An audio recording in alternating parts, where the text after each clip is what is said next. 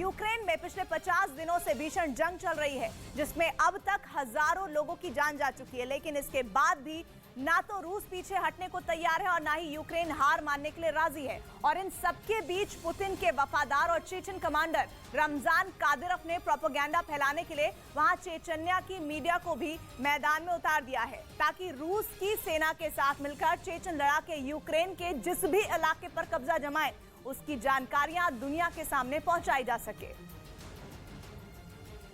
Zelensky पर surrender करने के लिए या यूं कहें कि उन्हें रूस के आगे झुकने के लिए मजबूर किया जा सके।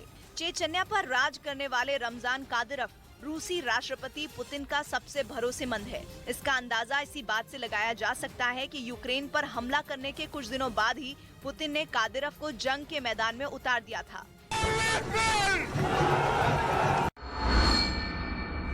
जबकि यूक्रेन ने दावा किया कि उसने शहर से रूसी सेना और चेचन लड़ाकों को पीछे धकेल दिया। मतलब ये कि चेचन लड़ाके अपनी पूरी ताकत लगाकर भी मारिउपोल पर कब्जा नहीं जमा सके। जबकि पूरी दुनिया में कादिरोव के लड़ाके बर्बरता के लिए पहचाने जाते हैं। क्रूर, कसाई, जल्लाद जैसे शब्द तो इनके लिए छोटे हैं, क्योंकि जिस भी इलाके में चेचन लड़ाकों ने जंग के मैदान में मोर्चा संभाला, वहाँ सिर्फ तबाही और बर्बादी ही दिखाई दी। और तो और इनकी मदद के लिए चेचन की मीडिया भी यूक्रेन में तैनात है, जो रूसी सेना और चेचन लड़ाकों की बहादुरी और उनके जीते हुए इलाकों की लगातार रिपोर्टिंग कर रही है। असल में चेचन की मीडिया पर रमजान कादिरोव का ही कंट्रोल है। मतलब ये कि यूक्रेन में कादिरोव अपना प्रोपेगेंडा फैलाने के लिए चेचन मीडिया का हर तरीके से इस्तेमाल कर रहा है। चेचन मीडिया की तरफ से जंग की रिपोर्टिंग का जो वीडियो जारी किया गया, उसमें उनके रिपोर्टर रूसी सेना और चेचन लड़ाकों के आशियानों को कवर करते दिखाई दिए।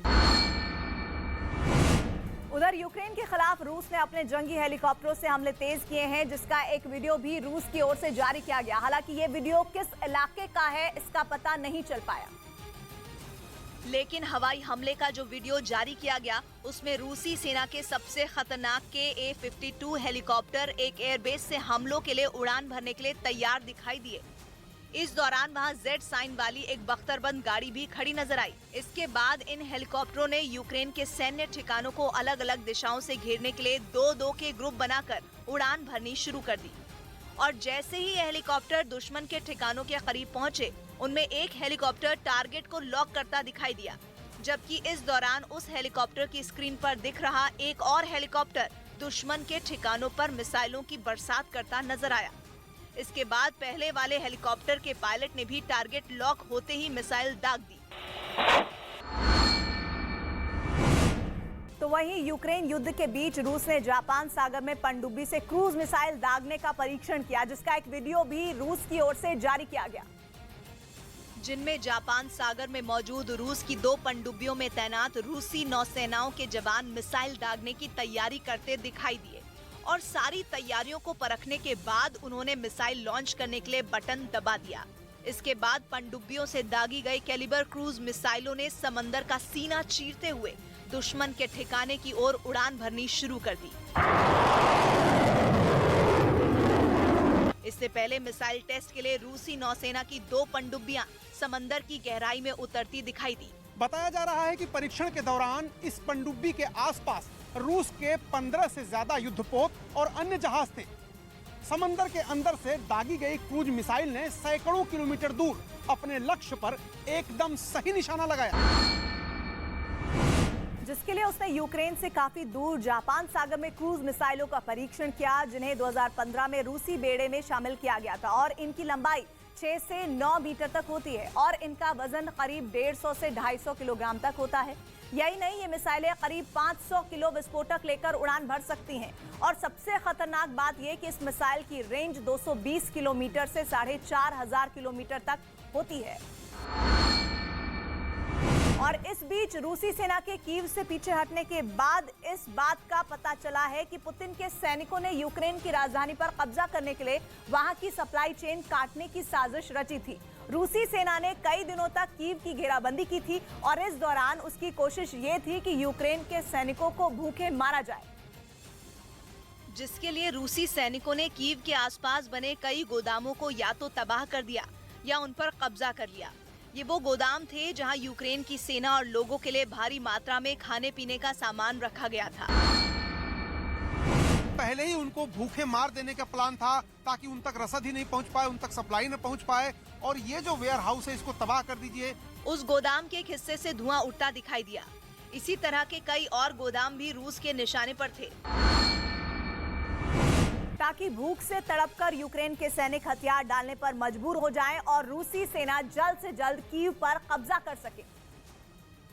यही नहीं, पुतिन के सैनिकों पर एक दूसरे इलाके में कई बड़ी दुकानों में लूटपाट का भी आरोप लगा। बताया गया कि कीव के बाहरी इलाके में कई दिनों तक डेरा जमाए रखने की वजह से रूसी सेना के पास भी खाने पीने की चीजें खत्म होने लगी थी। ऐसे में सैनिकों ने बड़ी बड़ी दुकानों को निशाना बनाया और वहां जमकर लूटपाट की। बाद में उन्हें तबाह भी कर दिया गया। तो वहीं यूक्रेन की राजधानी कीव के कई इलाकों से हैरान करने वाली तस्वीरें सामने आई, जिनमें सड़कों पर जिंदा बम पड़े दिखे, जिसके चलते लोगों का घरों से निकलना मुश्किल हो गया। उन्हें डर है कि कहीं वो इन बमों की चपेट में न आ जाएं। सामने आए वीडियो में सड़कों पर सैकड़ों जिंदा बम और मिसाइलें पड़ी नजर आईं। चारों तरफ सिर्फ गोला बारूद ही दिखाई दिया। शहर के लोगों को बमों से बचाने के लिए यूक्रेन के जवान इलाके में गश्त करते नजर आए। सैनिकों ने अलग अलग हिस्से में सर्च ऑपरेशन चलाया ताकि बमों से लोगों को बचाया जा सके। और इस बीच पुतिन सरकार ने यूक्रेन के राष्ट्रपति जेलेंस्की को ही बम से उड़ाने की धमकी दे दी। और इस धमकी से पहले यूक्रेन की सीमा के पास पश्चिमी रूस के कुर्क इलाके में फायरिंग की कुछ आवाजें सुनने का दावा भी किया गया। और इसी के बाद रूस हरकत में आ गया। उसके रक्षा मंत्रालय ने सीधे यूक्रेन की राजधानी कीव को भी उड़ाने की धमकी दे दी। कीव का मतलब है वो जगह जहां जेलेंस्की जंग के दौरान भी मौजूद हैं। ऐसे में रूस की इस धमकी के मायने यही निकाले गए कि वो जेलेंस्की को भी नहीं छोड़ेंगे। Cases continue. The Russian armed forces will strike at decision-making centers, including in Kyiv. और खबर है कि 10 मई को पुतिन यूक्रेन में सब कुछ तबाह कर देंगे। 24 फरवरी को जब यूक्रेन पर रूस ने हमला किया था तो ज्यादातर लोगों का मानना था कि जंग एक हफ्ते से ज्यादा नहीं चलेगी, लेकिन 50 दिन बाद भी जंग जारी है। ना पुतिन पीछे हटे और ना यूक्रेन झुका। पुतिन पर पश्चिमी देशों ने दबाव डालने की कोशिश की, आर्थिक प्रतिबंध लगाए, लेकिन वो टस से मस नहीं हुए। उन्होंने रूस के अलग अलग शहरों में बम बरसाए, मिसाइलें दागी। यहाँ तक कि यूक्रेन ने ये दावा भी किया था कि पुतिन ने केमिकल हथियारों का भी इस्तेमाल किया। इन सब के बावजूद रूस ये जंग जीत नहीं पाया। लेकिन कहा जा रहा है कि अब पुतिन के सब्र का बांध टूट चुका है और उन्होंने एक ऐसी तारीख दे दी है जब वो यूक्रेन में सब कुछ तबाह करने के इरादे से जंग के मैदान में उतरेंगे। यूक्रेन की सेना की ओर से किए गए एक ट्वीट में दावा किया गया कि पुतिन 10 मई को यूक्रेन में सब बर्बाद कर देंगे। ट्वीट में एक ऑडियो शेयर किया गया और दावा किया गया कि ऑडियो रूस की सेना के सिपाही का है, जिसने ये सारी बातें कही। Путин сказал, если до 10 мая нихуя не сделаем, блядь, вот все нахуй с землей сравниваем, блядь. Знаешь, это глобальные меры, блядь. Там едешь, что тут говорят, блядь, вроде уже тоже такой указ есть, что рубежная вроде. और यूक्रेन को इसी बात का डर है। माना जा रहा है कि इसी वजह से उसने रूस के सैनिकों का ऑडियो दुनिया को दिखाया, क्योंकि पुतिन की शख्सियत ऐसी है, वो जो कहते हैं वो करते हैं। और यूक्रेन पर हमला करके उन्होंने ये बात दुनिया को बता दी है। यूक्रेन पर हमले के बाद बाइडेन और पश्चिमी देशों ने आसमान सर पर उठा लिया था। उन्होंने कहा कि वो रूस को आर्थिक रूप से अपाहिज बना देंगे, लेकिन पुतिन डरे नहीं। उल्टा उन्होंने अपनी न्यूक्लियर डिटरेंट फोर्स को अलर्ट करके ये जता दिया कि वो किसी की दादागिरी नहीं सहेंगे। Нашей страны. Поэтому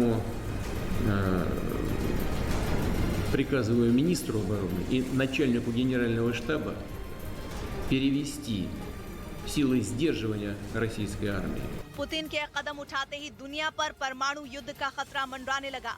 हालांकि उन्होंने ये साफ कर दिया कि वो कभी भी परमाणु युद्ध की पहल नहीं करेंगे, क्योंकि पूरी दुनिया जानती है कि पुतिन हार मानने वालों में नहीं है। यूक्रेन की जंग में तो उनकी साख ही दांव पर लग चुकी है। जंग की वजह से पुतिन पहले से ही आर्थिक प्रतिबंध झेल रहे हैं।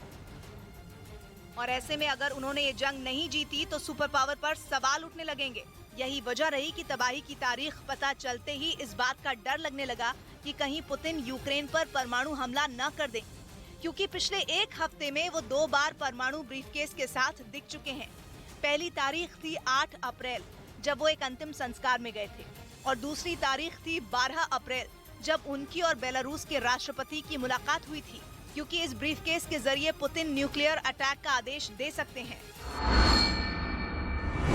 जिसे रूस की भाषा में चेगेट कहा जाता है। रूस में साल 1983 से ही इस न्यूक्लियर ब्रीफकेस का इस्तेमाल हो रहा है। ये ब्रीफकेस एक स्पेशल कोड के जरिए खुलता है और वो कोड क्या है ये सिर्फ पुतिन को पता रहता है। इस ब्रीफकेस में लाल और सफेद दोनों ही बटन होते हैं, लेकिन हमले का आदेश देने के लिए लाल नहीं बल्कि सफेद बटन दबाना होता है, जिनका इस्तेमाल करके पुतिन कहीं से भी किसी भी वक्त न्यूक्लियर हमले का आदेश दे सकते हैं।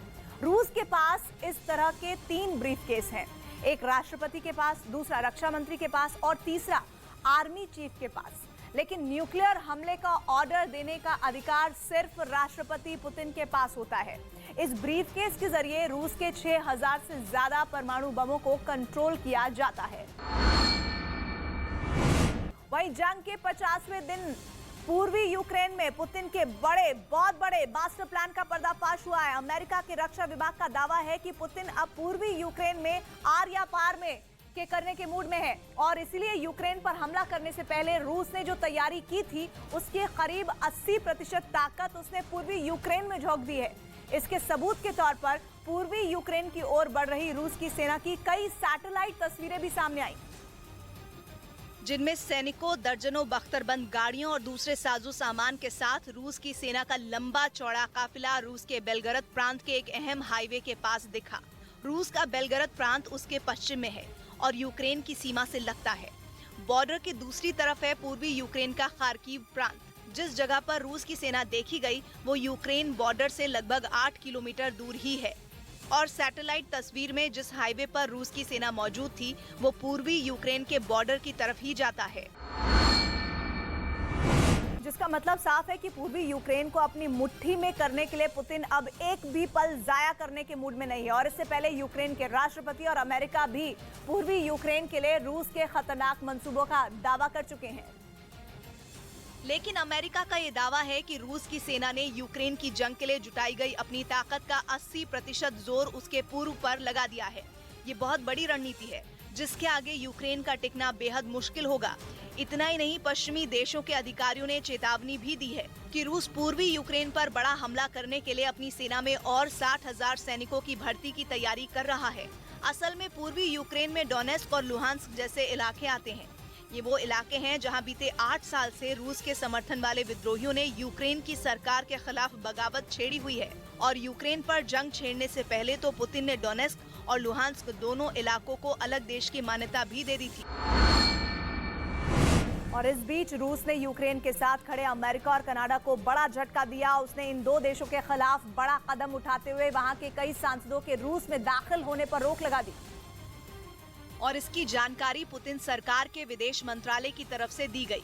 बताया गया कि यह रूस की जवाबी कार्रवाई है क्योंकि 24 मार्च को बाइडेन ने रूस के कई सांसदों की अमेरिका में एंट्री पर बैन लगा दिया था, जिसके बाद से रूस की तरफ से ऐसे प्रतिबंध की उम्मीद की जा रही थी और आखिरकार अब पुतिन सरकार ने पलटवार कर ही दिया।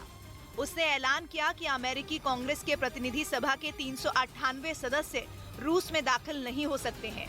इसके अलावा कनाडा के 87 सांसदों पर भी रूस में दाखिल होने पर बैन लगा दिया गया। पुतिन ने पहले इंतजार किया, फिर वार किया। कार्रवाई वाली लिस्ट में अमेरिका के कई नेताओं का नाम डालकर उन्होंने एक तीर से कई निशाना साधा। उन्होंने दुनिया के तमाम मुल्कों को चेतावनी दी कि अगर वो बाइडेन प्रशासन के खिलाफ इस तरह की कार्रवाई कर सकते हैं तो बाकी देश भी अपनी अपनी सोच लें। इसका मतलब साफ है कि बाइडेन की पाबंदियों पर पुतिन पलटवार करने के लिए कमर कस चुके हैं। तो वहीं यूक्रेन ने जेवलिन मिसाइल से हमला करके रूस के एक मल्टीपल रॉकेट लॉन्चर को तबाह करने का दावा किया। जेवलिन मिसाइल को रूस के खिलाफ इस जंग में बेहद मारक हथियार माना जा रहा है, क्योंकि ये यूक्रेन के साथ जंग में रूस को तगड़ी चोट पहुंचा रही है और यूक्रेन ने इसी मिसाइल से रूस के BM-21 grade multiple rocket launcher को ध्वस्त करने का दावा किया। जेवलिन मिसाइल को रूसी टैंकों का काल भी कहा जा रहा है। वजन में बेहद हल्की इस एंटी टैंक मिसाइल को कहीं भी ले जाना आसान होता है। साथ ही हल्की होने की वजह से सैनिक इसे कंधे पर रखकर आसानी से चला सकता है और ऐसा ही यूक्रेन की तरफ से जारी किए गए एक वीडियो में दिखाई दिया। वहां एक सैनिक कंधे पर रखकर जेवलिन मिसाइल दागता नजर आया और ट्रिगर दबते ही मिसाइल तेजी से कई किलोमीटर दूर निशाने की तरफ उड़ गई। इसके बाद जहां वो मिसाइल गिरी वहां से धुआं उठता नजर आया, जबकि एक सैनिक ने रूस के मल्टीपल रॉकेट लॉन्चर को ढेर कर देने पर खुशी जताई। उधर रूसी सेना को बेदम करने के लिए यूक्रेन के सैनिकों ने अमेरिका से मिली घातक एंटी टैंक मिसाइल जेवलिन के साथ अभ्यास किया और अमेरिका इस जंग में रूसी सेना से निपटने के लिए पहले ही यूक्रेन को हजारों जेवलिन मिसाइल भेज चुका है और अब उसे ऐसी 500 और मिसाइल मिलने वाली है, जिसके जरिए रूसी सेना के टैंकों पर और सटीक निशाने साधने के लिए सैनिक अभ्यास करते दिखाई दिए। जिसका एक वीडियो भी सामने आया, जिसमें एक सैनिक अपने कंधों पर लॉन्चर